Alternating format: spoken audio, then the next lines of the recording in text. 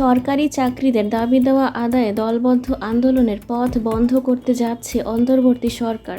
গত বছরের ৫ই আগস্টে সরকার পরিবর্তনের পর থেকে অনেক সরকারি কর্মচারী নানা কর্মসূচি নিয়ে আন্দোলনে নামেন। এর জবাবে সরকার সরকারি চাকরি আইন সংশোধনের উদ্যোগ নিয়েছে। জনপ্রশাসন মন্ত্রণালয় একটি নতুন অধ্যাদেশের খসড়া করেছে, যাতে ৩ জনের বেশি কর্মচারী একসঙ্গে কোনো কর্মসূচি পালন করতে না পারেন। এই অধ্যাদেশ অনুমোদিত হলে আন্দোলন করা আর সম্ভব হবে না। অনেক কর্মকর্তাই এই বিষয়ে সরাসরি মন্তব্য না করলেও সংশোধনের বিষয়টি নিশ্চিত করেছেন। আইন পরিবর্তনের মাধ্যমে দাবি আদায়ের গণতান্ত্রিক পথ বন্ধ হলে সরকারি কর্মচারীরা ক্ষতিগ্রস্ত হবেন বলে মনে করছেন কেউ কেউ। বিশেষ করে এখন যারা সরকারের শীর্ষ পদে রয়েছেন তারা অধিকাংশই চুক্তিভিত্তিক, যাদের আর কোনো ব্যক্তিগত দাবি দেওয়া নেই।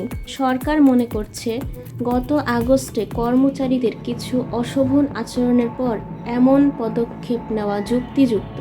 অন্যদিকে সাবেক সচিব AKM আব্দুল আউল মজুমদার বলেন, প্রশাসনের শৃঙ্খলা ফেরাতে কিছু নিয়ম কানুন জরুরি। তবে অনেকে মনে করছেন এই আইন কার্যকর হলে সরকারি কর্মচারীদের মত প্রকাশ ও আন্দোলনের অধিকার সীমিত হয়ে যাবে।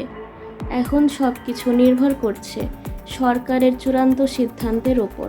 মাইমুনা ইসলাম জিদনি, বার্তাবাহক 24।